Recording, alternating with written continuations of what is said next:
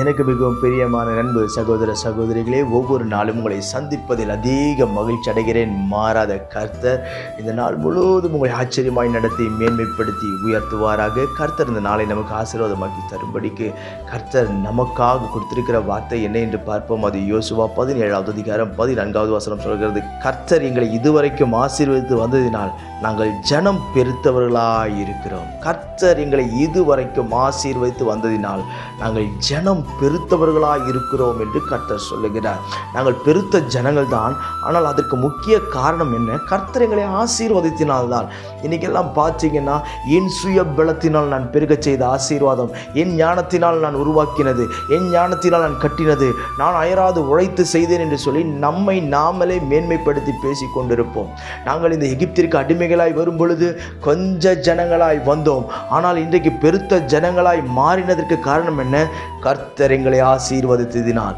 இன்றைக்கு ஒரு வேளை சின்ன வருமானத்தை நீங்கள் வாங்கி கொண்டிருக்கலாம், ஒரு குறுகிய வட்டத்தில் இதுதான் என்னுடைய வாழ்க்கை என்று நீங்கள் உட்கார்ந்து கொண்டிருக்கலாம்.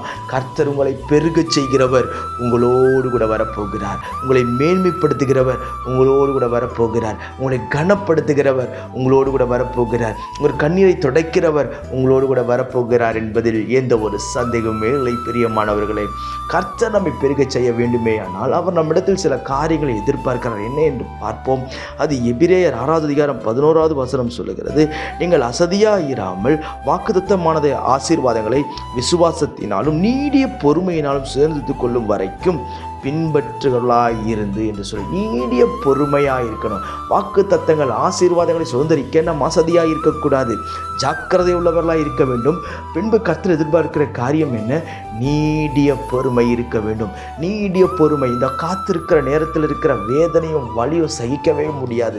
ஐயோ, இது எப்போ மாறும், இது எப்போ போகும், எவ்வளோ நாள் நான் மாத்திரம் காத்திருக்கணும்னு சொல்லி பொறுமையாய் காத்திருங்கள். கர்த்தர் உங்களை மேன்மைப்படுத்தி உயர்த்துவார் என்பதில் எந்த ஒரு சந்தேகமில்லை.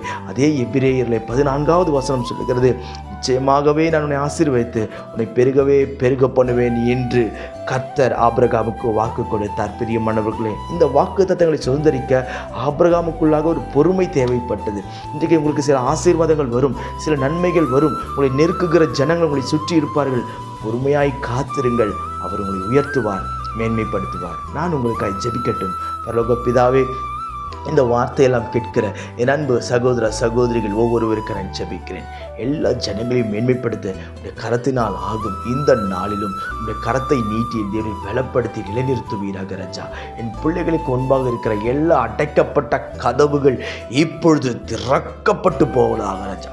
எல்லாம் திறக்கட்டும் நான் ஜெபிக்கிறேன்.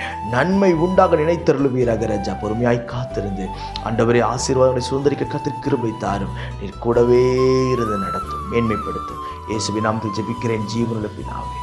ஆமென். God bless you.